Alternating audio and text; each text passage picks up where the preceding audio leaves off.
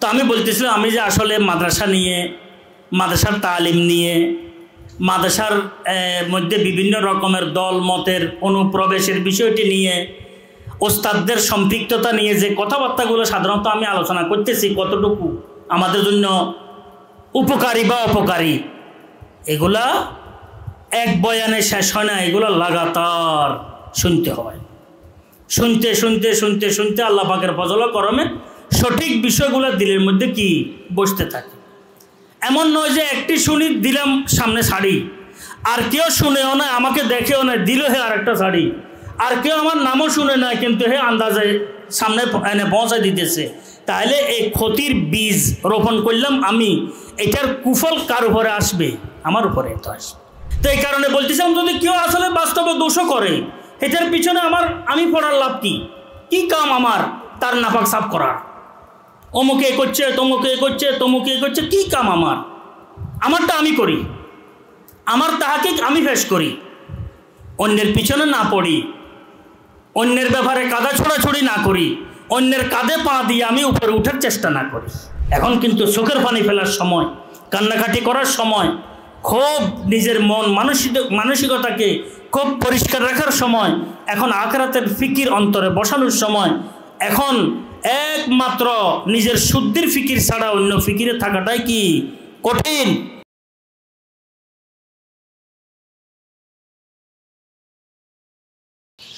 সুবহানাকা লা ইলমা লানা ইল্লা মা আল্লামতানা ইন্নাকা আনতাল আলিমুল হাকিম।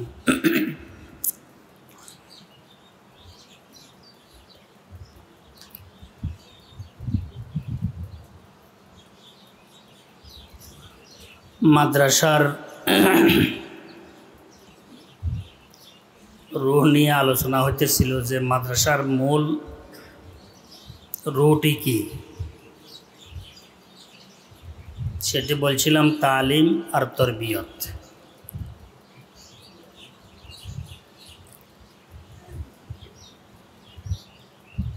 তালিমের উপরে সামান্য কিছু কথাবার্তা আল্লাহ পাক বলাইছেন।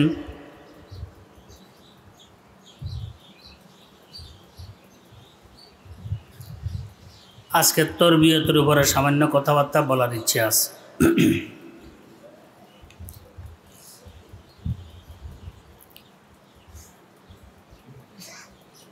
সব কিছু ওস্তাদদের কোরবানির উপরে নির্ভর করে। ওস্তাদরা যদি কোরবানি দেনেওয়ালা হয়, তাহলে আল্লাহ পাকের ফজল করমে মাদ্রাসার উন্নতি অগ্রগতি সাধিত হয়, অর্জিত হয়।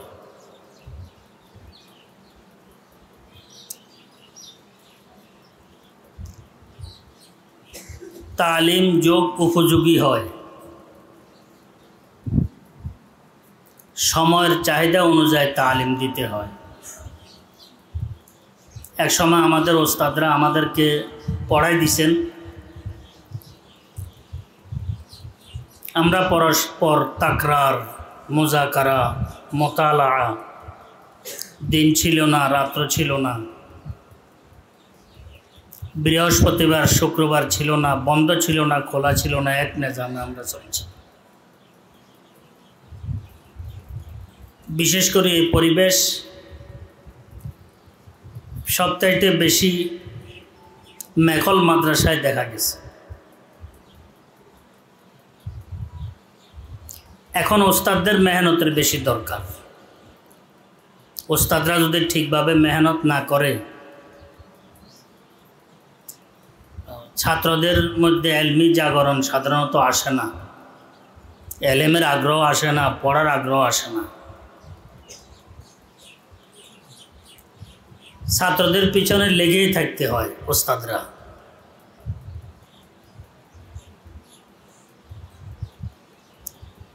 তো এই কারণে এখন ওস্তাদদের মেহনত বেশি প্রয়োজন,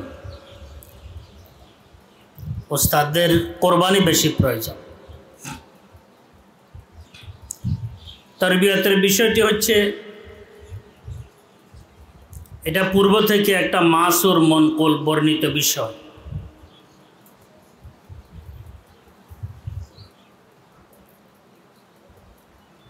হুজুরে আকরাম সাল্লাল্লাহু আলাইহি ওয়াসাল্লামের জমানা হইতে নিয়ে কিয়ামত পর্যন্ত তরবিয়তের বিষয়টি এক নিজামে এক নজমে থাকবে। তরিকে কার হয়তো কি ভিন্ন হবে, কিন্তু তরবিয়তের বিষয়টি এক নিজাম এক নজমে থাকবে, এক তরিকায় থাকবে।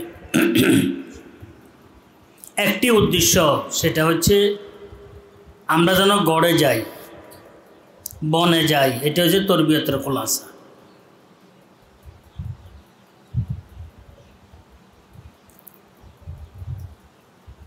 তরবিয়তের বিষয়গুলো,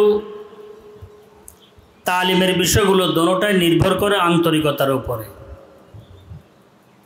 ওস্তাদদের যত বেশি আন্তরিকতা ছাত্রদের প্রতি, মুরব্বির যত বেশি আন্তরিকতা মুতাআল্লিকিনদের প্রতি হবে, তত বেশি ছাত্রদের উন্নতি অগ্রগতি আল্লাহর রহমতে হাসিল হবে।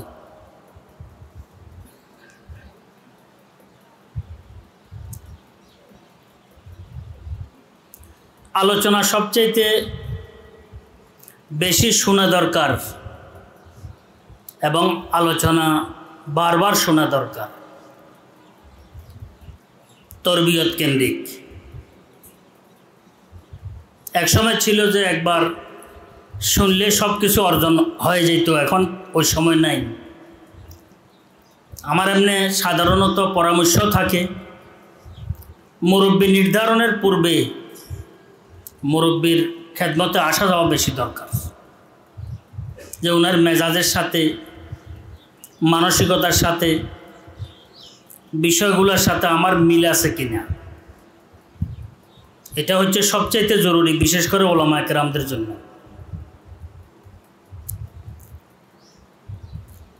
এক কথা, এক বয়ান, এক মোলাকাত, একদিন থাকার দ্বারা এটা হাসিল হয় না, বারবার আসা যাওয়া করতে হয়। গন্তব্যে পৌঁছা যেরকম একদিনে হয় না, বহু সময় লেগে। কোনো একটি মন্তব্যের গোড়ায় পৌঁছতেও বহু সময় লাগে, একদিনে হয় না, এক বয়ানে হয় না। আমাদের সাধারণত যে সমস্ত গুণগুলো আছে, গুণের মধ্যে হচ্ছে আমরা একই বয়ানে আকীদাতমন হইয়া যাই, আবার একই বয়ানে বিগাড়ি যাই। এটা আমাদের গুণ বলি, দোষ বলি, এটা কিন্তু আমাদের মধ্যে আছে। এটা হওয়া কখনো ঠিক নয়। একটি কথার দিক থাকে, পাশ থাকে, উপর থাকে, নিচে থাকে, সাইড থাকে, আনুষঙ্গিক প্রাসঙ্গিক বহু বিষয় থাকে। তো চট করে একটি কথা শুনি একটি সিদ্ধান্তে পৌঁছা, মন্তব্যের গোড়ায় পৌঁছা, এটা কখনো সমীচীন নয়। আমরা তো বহু আছে শুধু আসি চিন্তা করি কোন কথাটি ব্যতিক্রম হইতেছে, কোন বিষয়টি ব্যতিক্রম হইতেছে, এটা আমরা টুকতে থাকি, মনে রাখতে থাকি, রেকর্ড করতে থাকি। একজন মানুষের পিছনে আমি পড়ে থাকি যে ওনার কোন বিষয়গুলো ভালো, এগুলো আমি চিন্তা করি না, কোন বিষয়টি ওনার কি আমার নজরে গলত, এখন সেটা আমি প্রকাশ করতে থাকি। এটা আসলে বড় ধরনের খেয়ানত। খেয়ানত মানে বড় ধরনের খেয়ানত।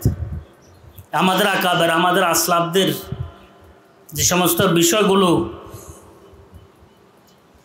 বিপরীতে প্রকাশ করা হয়, এগুলার মূলেমালে এই বিষয়টি নেই যে আমরা বহু সময় দেখা যায় কাটছাট করে, আগা মাথা কেটে এটাকে সাইজ করে আমরা নিজের মন মতো প্রকাশ করে দিই। এটা বড় ধরনের খেয়ানত।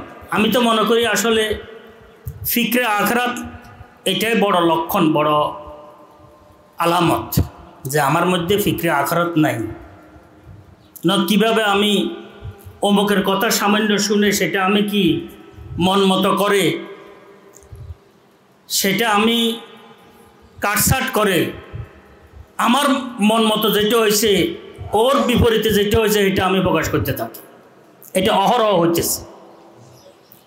অহরহ হয়। নিয়ম তো হচ্ছে কোনো কথার মধ্যে যদি ভুল হয়, মানুষের ভুল হইতেই পারে, মানুষ তো দোষে গুণে মানুষ, গুণ ভুল ত্রুটি মানুষের স্বভাবগত সৃষ্টিগত একটি বিষয়। যদি কোনো কথা গলত ভুল মুখ দিয়ে বের হয়, আমি মোরাজাত করে ওনার খেদমতে গিয়ে ওনাকে জিজ্ঞেস করে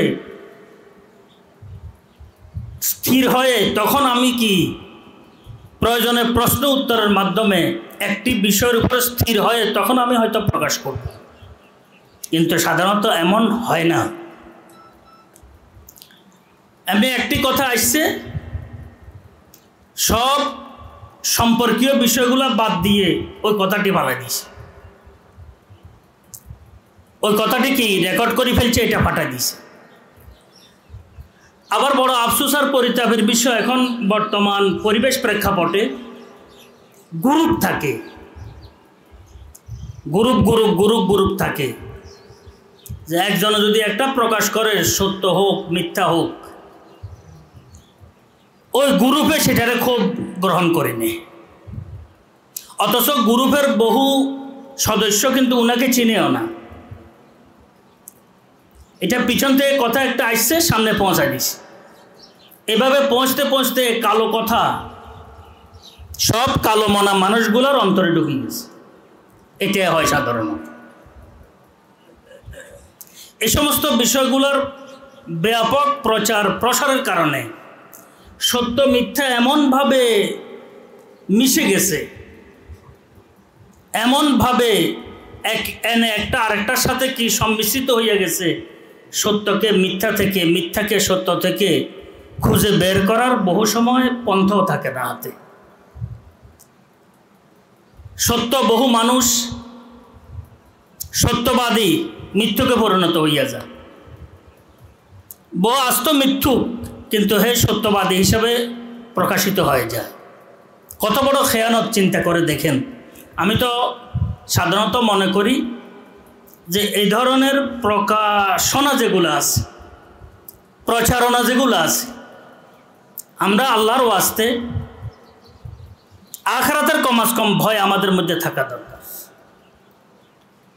আমি কোনো মতের সাথে আমার সম্পর্ক আছে, কোনো দলের সাথে আমার সম্পর্ক আছে, কোনো কারোর সাথে আমার দ্বিমত আছে, আমি যদি তার ভুলগুলোই শুধু যদি আমার মন মতো ওগুলা বানায় যদি আমি প্রকাশ করি, তা আসলে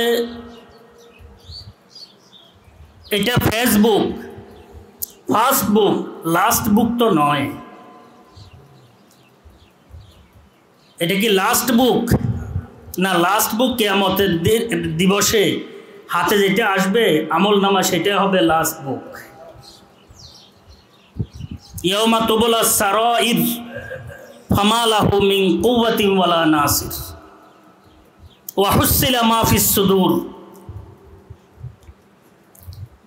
ফাআম্মা মান উতিয়া কিতাবাহু বিয়ামিনিহি, কিতাবাহু বিয়ামিনিহি, তার ডান হাতে কিতাব দেওয়া হবে, বাম হাতে কিতাব দেওয়া হবে। কোরআনে কারীমের মধ্যে আছে, সেটা হচ্ছে লাস্ট বুক। ফার্স্ট বুকে যেগুলো করি, ফেসবুকে ফার্স্ট বুকে, এটা আমার সমাধান নয়। লাস্ট বুকের বিষয়টি আমার মাথার মধ্যে রাখা দরকার। কিন্তু পরিতাপের বিষয়গুলো দেখার পর, ভাবার পর, মুসলমানদের উচ্চ পর্যায়ের সর্বসাধারণ ব্যক্তি মহোদয়ের ব্যাপারে যে সমস্ত প্রচারণাগুলো এগুলো সামনে আসার পর হতাশাগ্রস্ত হইতে হয় যে আসলে আখিরাতকে আমরা এভাবে ভুলে গেলাম, কি হিসাব নিকাশ হবে না, এটাই কি শেষ? এটার জন্য কি আল্লাহ পাক আমাকে পাঠাইছেন? এই কারণে বলতেছিলাম, আসলে কোনো একটি ব্যক্তির ব্যাপারে মন্তব্যের গোড়ায় পৌঁছতে হলে আমাকে বহু লম্বা সময় তার পিছনে থাকতে হয়, তার সাথে কথাবার্তা বলতে হয়। কুধারণার জন্য, বদধারণার জন্য, ভিন্ন ধারণার জন্য দলিলের প্রয়োজন। নেক ধারণার জন্য দলিলের কি নাই? প্রয়োজন নাই। হাদিসের মধ্যে আছে মুমিনের ব্যাপারে ভালো ধারণা পোষণ করো, এটাই যথেষ্ট। কিন্তু খারাপ ধারণার ব্যাপারে আমার দলিলের প্রয়োজন আছে। তো আমি আপনাদের খেদমতে অনুরোধ করতেছিলাম, আসলে তরবিয়তের বিষয়টি তো আমরা আলোচনা করতেছি। তরবিয়তের মধ্যে সবচেয়ে গুরুত্বপূর্ণ বিষয় এটা। প্রয়োজনে আমি প্রশ্ন করব, বুঝে না আসলে প্রয়োজনে আমি মোরাজাত করব, বুঝে না আসলে প্রয়োজনের সাথে বসবো। তারপরে তো একটা বিষয় পৌঁছতে কি লাগে? সময় লাগে, পৌঁছতে সময় লাগে। কিন্তু পরিতাপের বিষয়, আমাদের কোনো সময়ের কোনো প্রয়োজন থাকে না। শুধু কোনখান দিয়ে কে কী বলছে, কার মুখ দিয়ে কি বের হয়েছে, বহু সময় দেখা গেছে সব বাদ দিয়ে ও মাঝখান দিয়ে একটি বিষয়, একটি শব্দ নিয়ে কি অপপ্রচার করে দিছে। এটা তো হচ্ছে আসলে বড় ধরনের একটি খেয়ানত। আসলে এই যে আমি একটি অপপ্রচারের সাথে জড়িত রইলাম, এটা আমার বিপক্ষে কাল কিয়ামতের দিবসে দলিল হয়ে দাঁড়াবে, দলিল হয়ে দাঁড়াবে। ফাহুয়া হুজ্জতুল্লাহ আলা ইবনে আদম, বড় দলিল হয়ে দাঁড়াবে। এই কারণে সর্ব অবস্থায় আখিরাতের ফিকিরটি মাথার মধ্যে রাখা দরকার, যে আমার একদিন হিসাব নিকাশ আছে। শেষ দিবস আছে, আমার সিদ্ধান্তের দিবস আছে।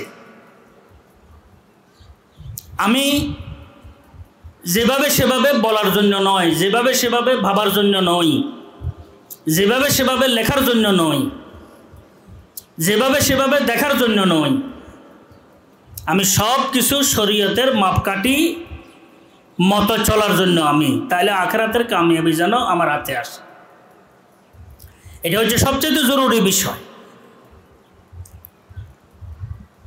সরওয়ারে কায়নাত সাল্লাল্লাহু আলাইহি ওয়াসাল্লাম একদা মসজিদে নববীর মিম্বরের উপর বসছেন, তশরিফ ফরমাইছেন। তশরিফ ফরমায় বলছেন, ইয়া মান কাদ আসলামা বিলিসানিহি ওয়ালাম ইউফজিল ঈমানু ফি কলবি লা তুজুল মুসলিমিনা ওয়ালা তুআইয়িরুহুম ওয়ালা তাত্তাবিউ আওরাতিহিম আল হাদিস। মসজিদে নববীর মিম্বরের উপর বসে সরওয়ারে কায়নাত সাল্লাল্লাহু আলাইহি ওয়াসাল্লাম ইরশাদ করছেন, হে ওই সমস্ত মানুষ যারা মুখে ঈমান এনেছ, ইসলাম গ্রহণ করেছ, মুখে ইসলাম গ্রহণ করেছ, এখনো ঈমান ভিতরে ঢুকে নাই। তিনটি আশঙ্কা তোমাদের থেকে তোমাদের মধ্যে বিদ্যমান, তিন রকমের আশঙ্কা। খবরদার, লা তুজুল মুসলিমিন, কোন মুসলমানদেরকে কষ্ট দিও না। ওয়ালা তুআইয়িরুহুম, কোন মুসলমানদেরকে লজ্জা দিও না। সুযোগ পাইছো তুমি লজ্জা দিলা, লজ্জিত করলে এটা যেন না হয়। সুযোগ পাইছো তুমি কষ্ট দিলে এটা যেন না হয়। তোমার থেকে যেন সে কোনো রকমের কষ্ট না পায়, সে যেন লজ্জিত না হয়। লজ্জিত হওয়াটা একটি কষ্ট, কিন্তু ভিন্নভাবে এটার আলোচনা করছেন হুজুর আকরাম সাল্লাল্লাহু আলাইহি ওয়াসাল্লাম। ওয়ালা তাত্তাবিউ আওরাতিহিম, আর মুসলমানদের কোনো দোষ ত্রুটি খবরদার তালাশ করিও না।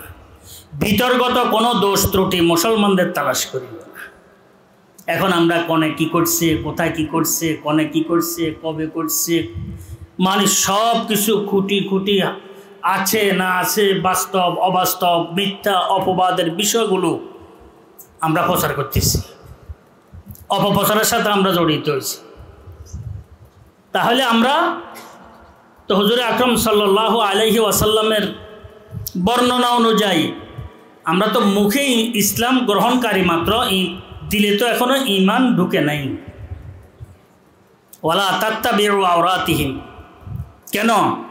যে ব্যক্তি অন্যের দোষ তালাশ করবে, তার দোষ আল্লাহ তালাশ করবে। যার দোষ আল্লাহ তালাশ করবে, সে সুরক্ষিত সংরক্ষিত অবস্থানে থাকলেও আল্লাহ পাক তাকে বেইজ্জত করবে। আসলে তাই তো হইতেছে।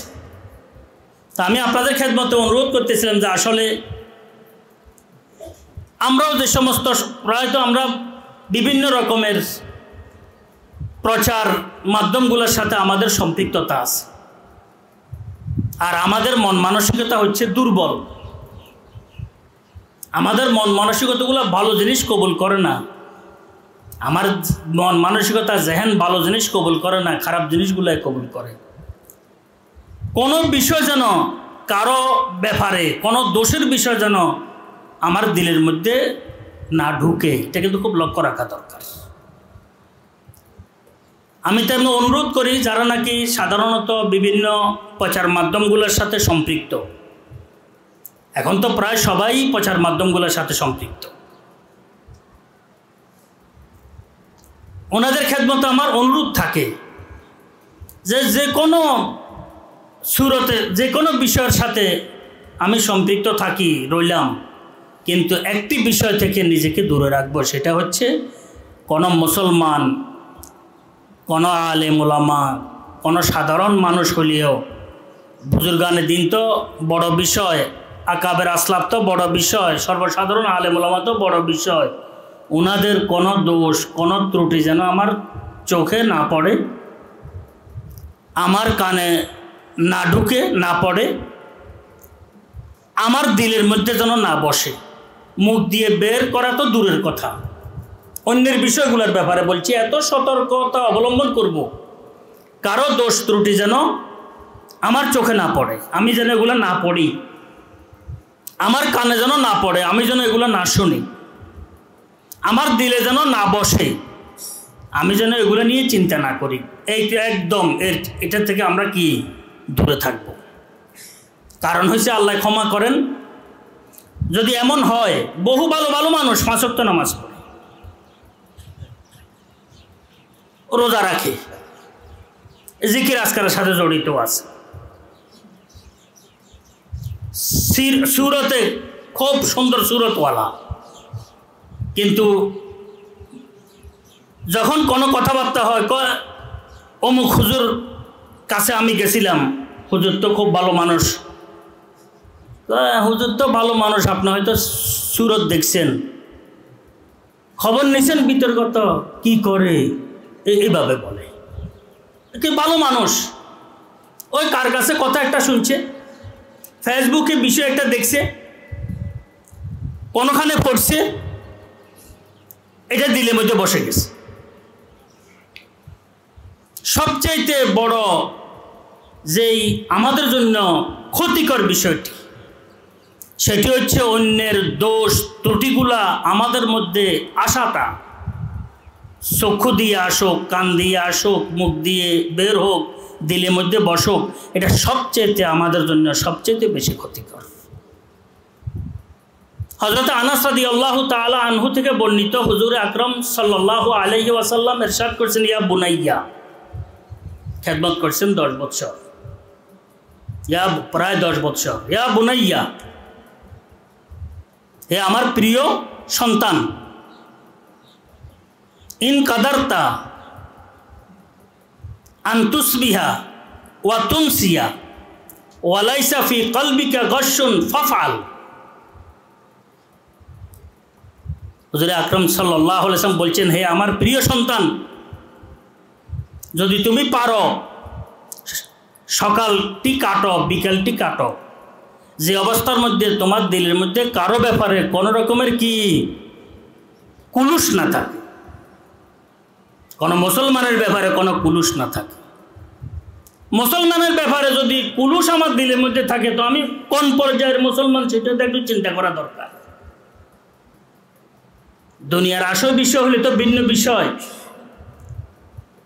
যে আমি যদি কোনো মুসলমানের ব্যাপারে, কোনো মুসলমানের গুরুর ব্যাপারে, কোনো মুরব্বীর ব্যাপারে যদি আমার দিলের মধ্যে কুলুষ থাকে, আমি দিলটাকে কি বানাইলাম?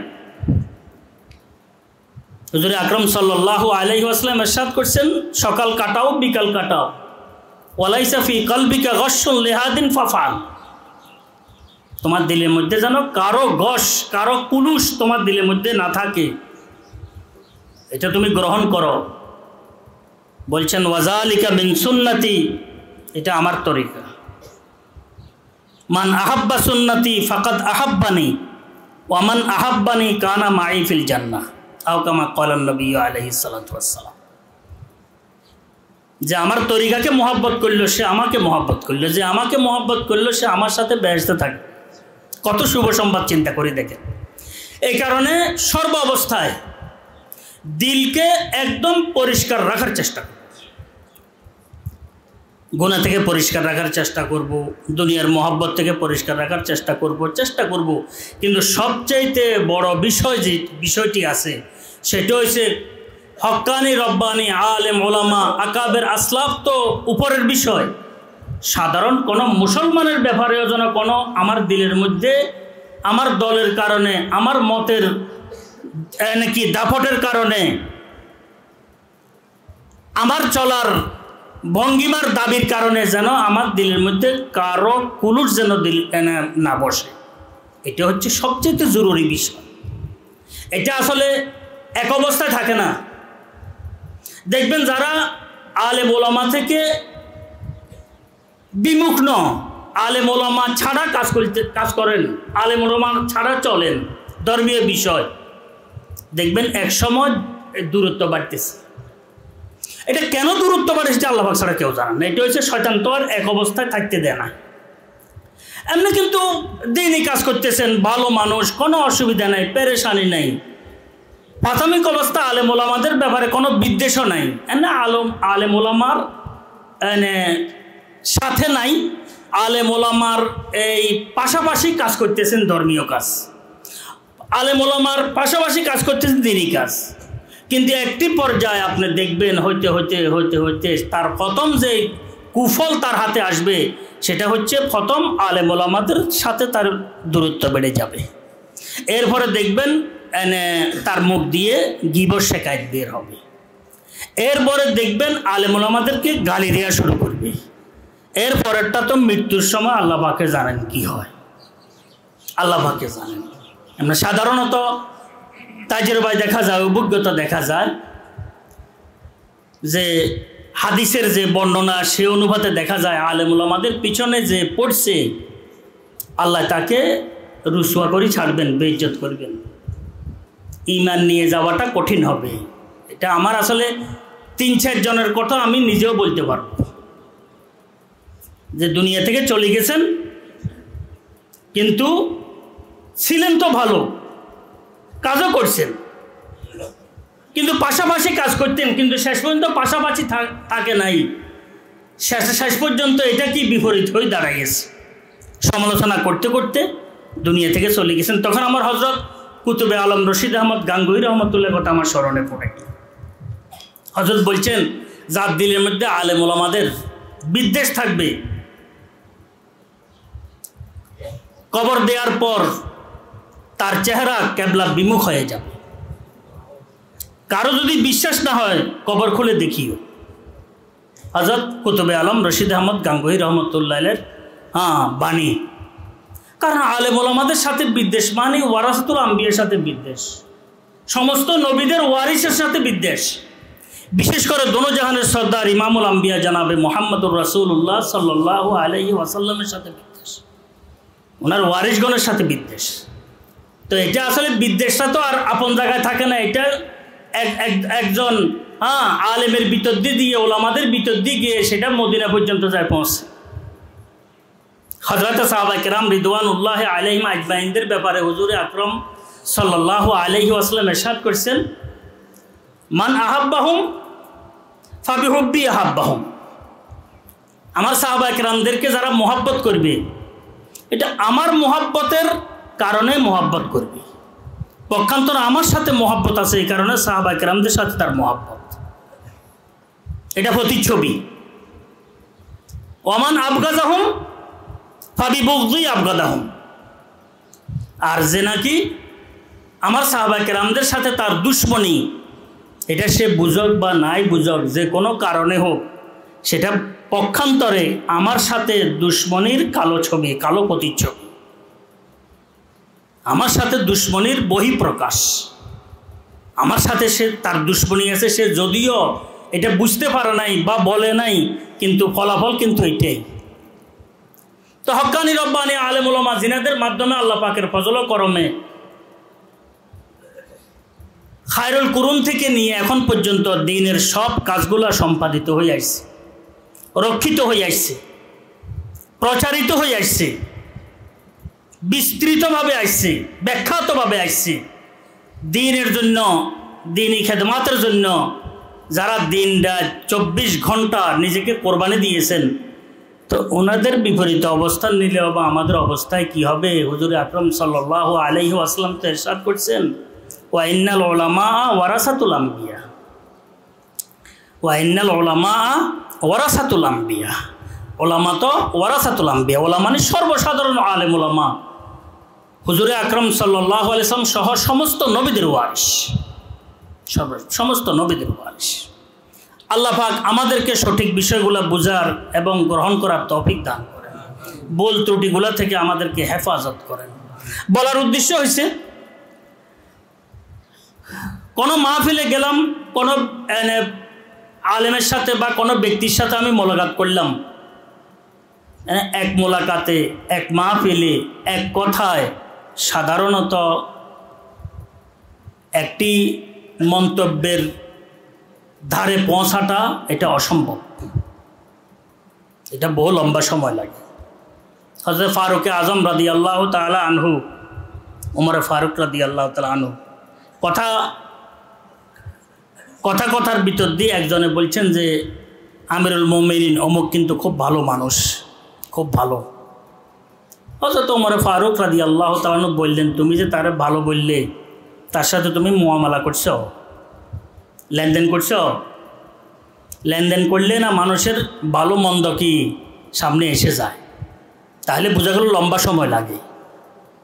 তার সাথে সফর করছো? করি নেই, লেনদেনও করি নাই, তো ভালো এত জলদি কিভাবে বলবে তুমি?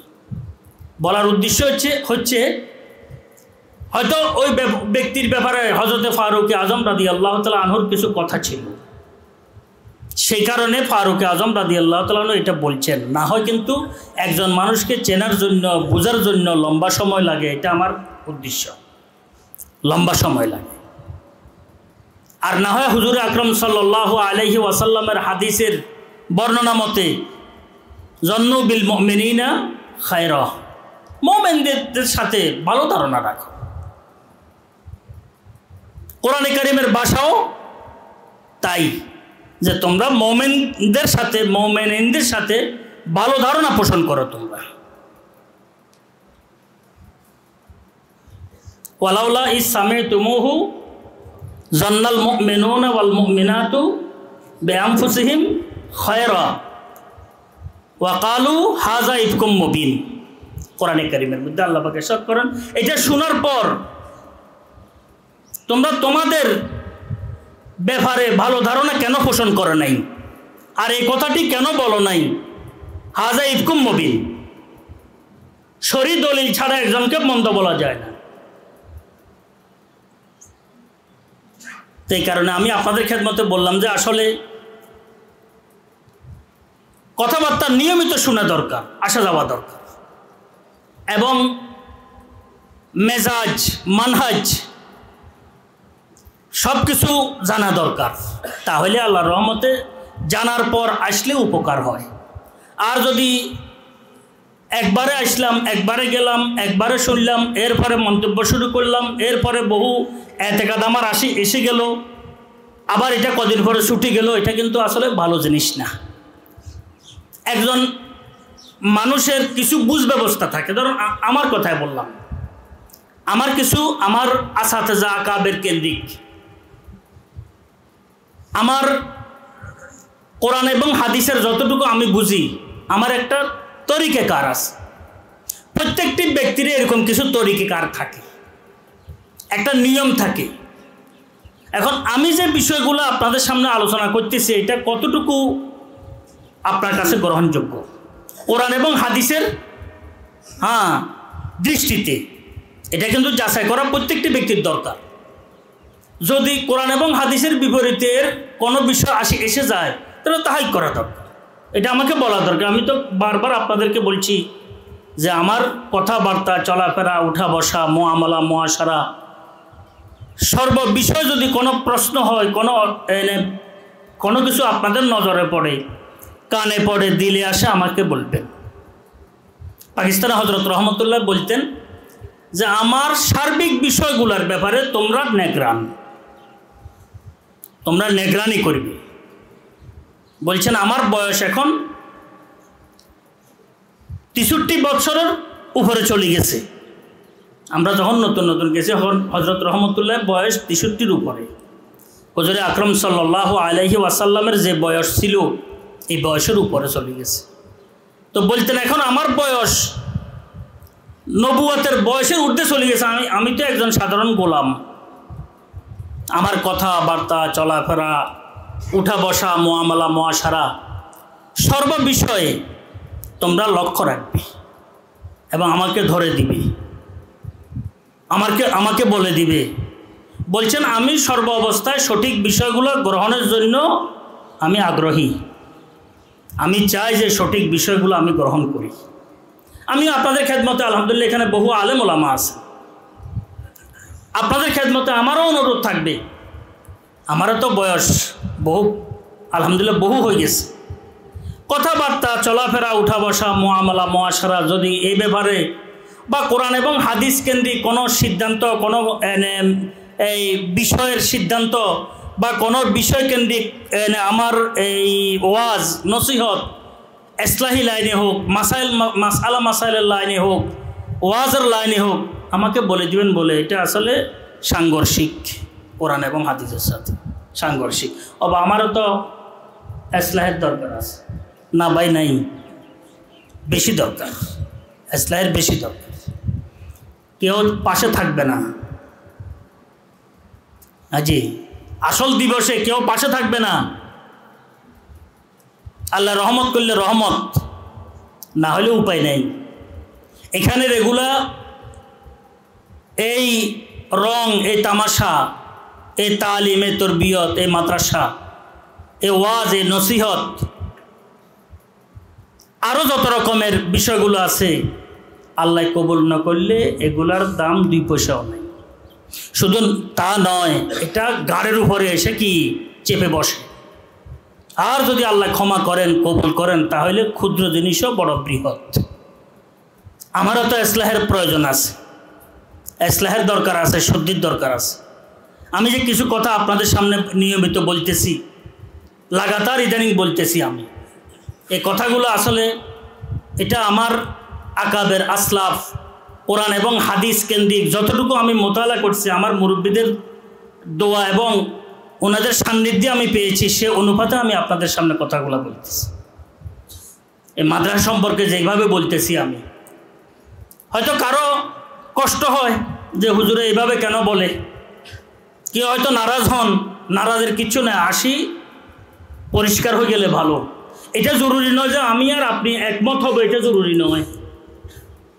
আলোচনা করলে আমারটা আপনাকে মানতে হবে, আপনারটা আমাকে মানতে হবে, এটা জরুরি নয়। কিন্তু আলোচনা করাটা উত্তম। গীবতের চাইতে আলোচনা জরুরি। গীবত করা হারাম, শুদ্ধির জন্য আলোচনা করা এটা হচ্ছে কার সওয়াব। গীবত করা তো এটা কি কবিরা গুনাহ, কবিরা গুনাহ।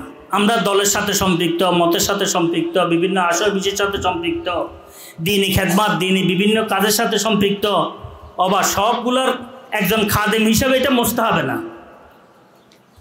ওলামায়ে কেরাম বলবেন এটা মুস্তাহাব, কারণ আমি না থাকলেও দ্বীনি কাজ চলে, এটারে মুস্তাহাব বলে। কি বলে? এমন নয় যে আমি ছাড়া হবে না, এটা এমন তো কিছু নেই। সব দ্বীনি কাজগুলা আল্লাহর রহমতে আমি না থাকলেও চলবে। আমি যেখানে আসি, সেটা আমি শহীদুল্লাহ, আমি আবদুল্লাহ, আমি আব্দুর রহমান, আমি আব্দুর রহিম, আমরা না থাকলেও চলবে। তো আমরা না থাকলে যে কাজ চলে, ভালো কাজ, এটার সাথে আমি যদি সম্পৃক্ত থাকি, আল্লাহ যদি লাগাই রাখেন, এটা মুস্তাহাব হয়। এটা কি হয়? মুস্তাহাব। তো বাইরে মুস্তাহাবের জন্য গীবত শিকায়েত করে আমি কবিরা গুনার মধ্যে লিপ্ত কেন হব? মুস্তাহাবের জন্য কি দরকার আমার? মুস্তাহাবের জন্য আমি মিথ্যা অপবাদ, একটি অপবাদ মিথ্যা, এটা কতটুকু মারাত্মক এবং ভয়াবহ। 70টি কবিরা গুনার কি তুল্য একটি অপবাদ। আর অহরহ এভাবে আমাদের থেকে এটাও কি সাদের হইতেছে। আমাদের ফিক্রে আখেরাত বলতে, আখেরাতের ফিকির বলতে কিছুই আমাদের দিলের মধ্যে সাধারণত নাই। আমারটাই আমি প্রচার করব, আমারটাই আমি ধরে রাখবো, এমন যেন না হয়। এমন কথা নয় যে আসলে আমার বিপরীতে কিছু হয়েছে এই কারণে আমি কথাগুলো বলতেছি, এমন নয়। কথাটি বুঝাইতে পারছি না, এমন নয়। মানে একটা আম কথা এটা আলোচনা করতেছিলাম এই বিষয়গুলো, যে আমরা কারো ব্যাপারে, সাধারণ একজন মুসলমানের ব্যাপারে একটু চিন্তা করে সমালোচনা কর। আর সমালোচনা করা আমার উপর ফরজ না, সুআলোচনা করা আমার উপর জরুরি। আমি সমালোচনা করে কেন কবিরা গুণে লিপ্ত? আর যদি মিথ্যার আশ্রয় নিয়ে, যদি অপবাদের আশ্রয় নিই, তাহলে তার কথাই নাই, 13টা বেজে যাবে, আমার কারো কিচ্ছু হবে না। ওয়ামা হুম বিদাররিনা বিহি মিন আহাদিন ইল্লা বিইজনিল্লাহ। কেউ কারো ক্ষতি করতে পারে না, কেউ কারো ক্ষতি করতে পারে, কেউ কারো ক্ষতি করতে পারে না। কুল লা ইউসিবানা ইল্লা মা কাতাবাল্লাহু লানা হুয়া মাওলানা ওয়া আলাল্লাহি ফালইয়াতাওয়াক্কালিল মুমিনুন। আপনি বলে দেন, কখনো কোনো ক্ষতির বিষয় আমি পর্যন্ত পৌঁছবে না, যেগুলো আল্লাহ পাক বরাদ্দ করছেন এগুলো ছাড়া আসবে না। হ্যাঁ, আল্লাহ পাক তো আমাদের মালিক, মনিব, দয়ার সাগর। আল্লাহ পাকের উপর ইমানদার ভরসা করা দরকার। কিন্তু কারো যে আমি ক্ষতি করতে যাইতেছি, আমরা দেশে একটি কথা আছে, প্রবাদ বাক্য, নিজের ক্ষতি আসলে বেঁধে অন্যের ক্ষতি করতে যায়। বুঝছেন নাকি কইছি? এটা আমরা গ্রাম্য ভাষা, নিজের ক্ষতি আসলে বান্দি অন্যের ক্ষতি কি করতে যায়। অন্যের ক্ষতি করতে পারবে না, না পারবে সেটা পরে করতে, আল্লাহ পাকের হুকুম ছাড়া হবে না। কিন্তু নিজেরটা হইয়া গেছে, নিজের ক্ষতি হইয়া গেছে। জি, তো এই কারণে বলতেছিলাম, যদি কেউ আসলে বাস্তবে দোষও করে, এটার পিছনে আমি পড়ার লাভ কি? কি কাম আমার তার নাপাক সাফ করার? অমুকে করছে, তমুকে করছে, তমুকে করছে, কি কাম আমার? আমারটা আমি করি, আমার তাহাকে আমি ফেস করি, অন্যের পিছনে না পড়ি, অন্যের ব্যাপারে কাদা ছোড়াছড়ি না করি, অন্যের কাঁধে পা দিয়ে আমি উপরে উঠার চেষ্টা না করি। আমরা দেশে আরও একটি প্রবাদ বাক্য আছে, পাপিয়ে পাপ করে হুদা মানছে সাফ করে। এগুলো আসলে মুরব্বীরা আগে বলতেন, এখন তো এগুলো কমে গেছে। পাপিয়ে পাপ করে হুদা মানছে সাফ করে, মানে কি? পাপিয়ে তো পাপ করছে, হ্যাঁ, হুদা মানছে হাতে মাথে লাগায়। এগুলো কি? হুদা মানছে মানে যে কোনো তার দরকার নাই, এতে কি সাফ করে? পাপিরে সাফ করে। কারো সাফ করে না? পাপ তার কাঁধে নেই, পাপিরে সাফ করে, না পাক সাফ করে, কি কাম? তো এই কারণে আমি আলোচনা করতেছিলাম, আসলে কথাবার্তাগুলো নিয়মিত শোনা দরকার, আসা যাওয়া করা দরকার। আসা যাওয়া করলে মেজাজ বনে, বিষয়গুলো পরিষ্কার হয়। পরিষ্কার হলে আল্লাহ পাকের ফজল করমে মেজাজের সাথে মিল থাকলে ফায়দা বেশি হয়, মেজাজের সাথে মিল না থাকলে ফায়দা কি তত বেশি হয় না। আর একদিনের কথায় সব কিছু আসে না, এক মোলাকাতে সব কিছু হাসিল হয় না। এটা লাগাতার লাগাতার আমাদের কি লেগে থাকতে হয়, লাগাতার পুরা জীবন বিসর্জন করতে হয় এটার জন্য। তাহলে ইনশাআল্লাহ তাআলা বড় ধরনের কি ফায়দা হয়। তো আমি বলতেছিলাম, আমি যে আসলে মাদ্রাসা নিয়ে, মাদ্রাসার তালিম নিয়ে, মাদ্রাসার মধ্যে বিভিন্ন রকমের দল মতের অনুপ্রবেশের বিষয়টি নিয়ে, ওস্তাদদের সম্পৃক্ততা নিয়ে যে কথাবার্তাগুলো সাধারণত আমি আলোচনা করতেছি, কতটুকু আমাদের জন্য উপকারী বা অপকারী, এগুলা এক বয়ানে শেষ হয় না, এগুলো লাগাতার শুনতে হয়। শুনতে শুনতে শুনতে শুনতে আল্লাহ পাকের ফজল করমে সঠিক বিষয়গুলো দিলের মধ্যে কি বসতে থাকে। এমন নয় যে একটি শুনি দিলাম সামনে শাড়ি, আর কেউ শুনেও না, আমাকে দেখেও না, দিল হে আর একটা শাড়ি, আর কেউ আমার নামও শুনে না, কিন্তু হে আন্দাজে সামনে এনে পৌঁছায় দিতেছে। তাহলে এই ক্ষতির বীজ রোপণ করলাম আমি, এটার কুফল কার উপরে আসবে? আমার উপরে তো আসবে। এটা তো আমরা আসলে চিন্তা করি না, এটা আমরা চিন্তা করি না যে নাকি কোনো একটি সওয়াবের কাজ করে, ফালাহু আজরুহা ও আজরু মান আমিলা বিহা। একটা সুন্নত যদি, ভালো কাজ যদি কেউ কি করে, প্রচার করে, এটার জন্য সে আজর পাবে এবং তার কথায় যতজন মানুষ ভালো কাজ করতেছে সওয়াবও পাবে। আর যদি সুন্নাতান সাইয়্যাতান হয়, কোনো গুনাহের বিষয় হয়, ফালাহু বিজরুহা, ওই গুনাহের বিষয়গুলো তার কাঁধে এসে যাবে এবং যত মানুষে গুনাহ করবে ওই গুনাহের অংশ তার কাঁধে এসে যাবে। এই কারণে আমি আপনাদের খেদমতে অনুরোধ করলাম যে আমরা যেন নিজের ইসলাহের জন্য যেন আমরা সর্ব অবস্থায় নিমগ্ন থাকি।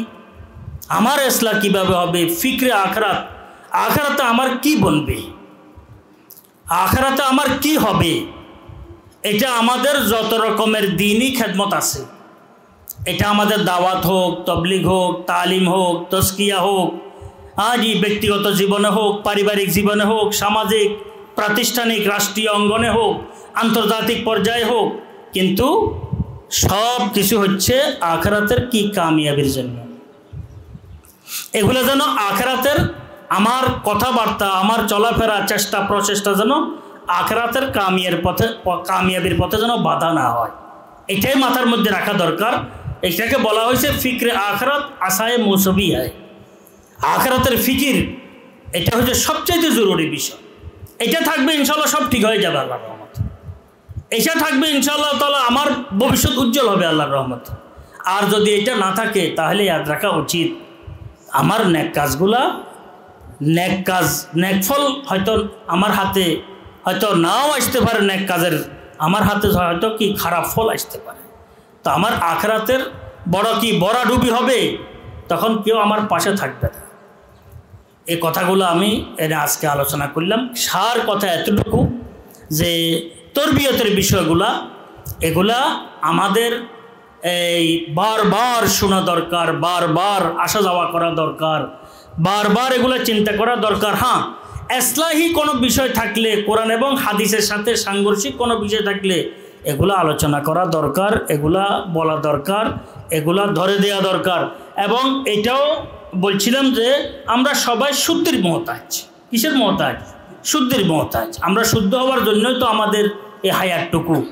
আমিও বলছি যে আমাকেও ধরে দিবেন, বলে দিবেন, সরাসরি বন্য লেখি পার্চে একটা দিয়ে দিবেন, বলে এই বিষয়গুলো ইনশাআল্লাহ তাআলা আমি সর্ব অবস্থায় এই শুদ্ধি গ্রহণের জন্য আমি আল্লাহর রহমতে আগ্রহী। আমাদের মুরব্বীদের ওসিয়ত, আমাদের মুরব্বীদের নসিহত, আমাদের আসাতেজা আকাবেরদের ওসিয়ত নসিহত এটাই যে জীবনে পুরো জীবনটাই শুদ্ধির বিষয়টি মাথার মধ্যে রেখে, ফিক্রে আখরাত অন্তরের মধ্যে রেখে তোমার হায়াতটুকু কাটানোর তুমি কি করবে? চেষ্টা করবে। আল্লাহ পাক সবাইকে তৌফিক দান করেন। ফিতনার জমানা, সঠিক দিক থেকে ফিতনা, ফিতনার কোনো শেষ নাই, কত রকমের ফিতনা, এগুলোকে ফিতনায় আমিয়া বলা হয়। হাদিসের মধ্যে ফিতনায় কি, যেখানে সত্য মিথ্যার পার্থক্য করাটা কঠিন, সঠিক বেঠিক, হেদায়েত গুমরাহির পার্থক্যকরণটা কঠিন, সত্যবাদী মিথ্যাবাদী চেনাটা কঠিন। এই যে সময়ের মধ্যে কেন হয়েছে, কি হয়েছে, কোত্থেকে আসছে, এটার পরিণাম কি হবে, কোনো চিন্তা চেতনা নাই, এগুলাকে ফিতনাতুন আমিয়া বলা হয়েছে। কি বলা হয়েছে? ফিতনাতুন আমিয়া, অন্ধ ফিতনা। অন্ধ ফিতনায় সাধারণত বহু মানুষ কি আল্লাহ যাদেরকে রহমত করেন তো বাঁচবেন, না হয় বহু মানুষ এই গ্রেফতের মধ্যে এসে যাবে। এটাকে অন্ধ ফিতনা বলা হয়। এখন পরিবেশগত বিষয় কেমন এক বিষয় আমি আপনাদেরকে একটু ইঙ্গিতে বলছি। সঠিক বিষয়গুলোকে বেঠিক বিষয়গুলো থেকে পৃথক করা বড় কঠিন। সত্যবাদীকে মিথ্যাবাদী থেকে, মিথ্যাবাদীকে সত্যবাদী থেকে পৃথক করাটা বড় কি কঠিন। হেদায়েত আর গোমরাহি, হেদায়েত কোনটি, গোমরাহি কোনটি, পৃথক করাটা কি বড় কঠিন। কন্দল সত্য, কন্দল মিথ্যা পৃথক করাটা বড় কি কঠিন। এত বেশি গ্যাঞ্জাম, এত বেশি গোজামিল, এত বেশি কি অন্ধকারাচ্ছন্ন আমরা হয়ে গেছি। এটাকে বলা হয় ফিতনাতুন আমিয়া। এই সময়ের মধ্যে সর্ব অবস্থায় খেয়াল রাখতে হবে যে আমি যেন ফিক্রে আখরাত শূন্য না হই, শুদ্ধি যেন শূন্য না হই। সর্ব অবস্থা আমি শুদ্ধ হওয়ার ফিকির যেন আমার মধ্যে থাকে, আখরাতের ফিকির যেন আমার মধ্যে থাকে। আর সর্ব অবস্থায় যেন আহলুস সুন্নাহ ওয়াল জামাতের সাথে আমি থাকতে পারি, নিজেকে লাগায় রাখতে পারি, সর্বসাধারণ হক্কানি রব্বানি আলেম ওলামাদের পাশে কাছে যেন আমি কি ছায়াতলে যেন থাকতে পারি। আমার মনে হয় এর চাইতে নিরাপদ অবস্থান আর নাই, এর চাইতে নিরাপদ অবস্থান কি আর নাই। আমি বললাম না, আপনি যেদিকে যাবেন আপনি সেখানে যা এটা মিথ্যা এটা সত্য এটা চেনাটা কঠিন। যেই রাস্তায় ঢুকবেন এটা উল্টো রাস্তা, এটা কি সঠিক রাস্তা, এটা নির্ণয় করা কঠিন। হেদায়েত আর গোমরাহের বিষয়গুলো নির্ণয় করা কঠিন। প্রত্যেকটি বিষয় জুলুম আর আদলের বিষয়টি নির্ণয় করা কঠিন বর্তমান প্রেক্ষাপট পরিবেশে। এলেম আর জাহালের মূর্খতার বিষয়গুলো নির্ণয় করা কি কঠিন। তাহলে কি অবস্থা? আল্লাহ আমাদেরকে হেফাজত করেন। এমত অবস্থায় হক্কানি রব্বানি সর্বসাধারণ আলেম ওলামাদের সুশীতল ছায়াতলে নিজেদেরকে রাখা ছাড়া নিরাপদ অবস্থানের জায়গা আর আছে বলে আমার মনে হয় না। এটা একবার শুরু থেকে আল্লাহর রহমতে একটি দল আহলুস সুন্নাহ ওয়াল জামাতের দল একদম শুরু থেকে হুজুরে আকরাম সাল্লাল্লাহু আলাইহি ওয়াসাল্লাম থেকে কিয়ামত পর্যন্ত আল্লাহর রহমত এটা কি চলমান থাকবে। আল্লাহর রহমতে এটার সাথে যারা থাকবে এরা নিরাপদে থাকবে। আর অন্য যে দল মতগুলো আছে আল্লাহ ক্ষমা করেন, এগুলা আসলে নিরাপদ অবস্থানে থাকবে না, অনিরাপদ অবস্থানেই এরা কি অজানা গন্তব্যের পথে এরা কি এদের কি যাওয়া হবে। আল্লাহ যদি হেফাজত করেন হেফাজত, না হলে হেফাজত নেই। আর এমন অবস্থা যে আমরা যাই যে পিছনের দিকে আসব, আমার মনে হয় না কেউ মানে এক রাস্তায় গিয়ে পিছনের দিকে আসতে পারছে, বহুত কঠিন, বহু কম। পিছনের দিকে আসার ফিরার কোনো রাস্তা বর্তমানে কি নাই। যাইতে যাইতে আরও কি অন্ধকার, যাইতে যাইতে আরও অন্ধকার, আলো এমনভাবে হারাই ফেলি যে আলোর দিকে ফিরিয়ে আসবো এটা কিন্তু হয় না, কিন্তু হবে না। এখন কিন্তু চোখের পানি ফেলার সময়, কান্নাকাটি করার সময়, খুব নিজের মন মানসিকতাকে খুব পরিষ্কার রাখার সময়, এখন আখিরাতের ফিকির অন্তরে বসানোর সময়। এখন একমাত্র নিজের শুদ্ধির ফিকির ছাড়া অন্য ফিকিরে থাকাটাই কি কঠিন। যদি থাকি তাহলে বিপদগ্রস্ত হওয়ার কি আশঙ্কা। আর কারো যেন ব্যাপারে কোনো দিলের মধ্যে যেন কোনো রকমের কুলুষ দোষ যেন আমার মনের মধ্যে না থাকে। কথা বুঝছেন? এটা হচ্ছে এখন বর্তমানে সবচেয়ে জরুরি বিষয়। আমাদের ধারণ ক্ষমতা কম, আমরা ধারণ করতে পারি না, বরণ ক্ষমতা শক্তি কম, যোগ্যতা কম। আমরা একটুতে বিগাড়ি যাই, একটু বেশ কম হলে আমরা বিগাড়ি যাই। এটা যেন আমাদের এই জন্য এটা আমাদের জন্য শোভনীয় না, আমাদের মধ্যে পাওয়া না যায়। আমাদের পক্ষে সম্ভব না যে বিদ্যুতের তার ধরে আমরা এটা ছেড়ে এসে যাব, মুশকিল।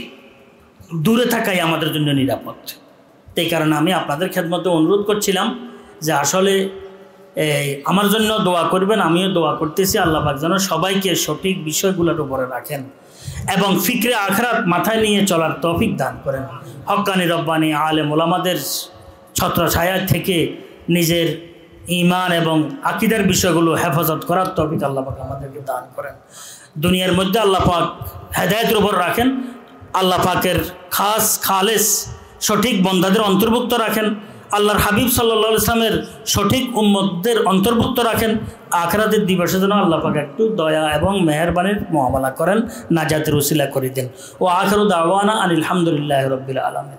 সুবহানাল্লাহি ওয়া বিহামদিহি, সুবহানাকাল্লাহুম্মা ওয়া বিহামদিক, আশহাদু আল্লা ইলাহা ইল্লা আনতা আস্তাগফিরুকা ওয়া আতুবু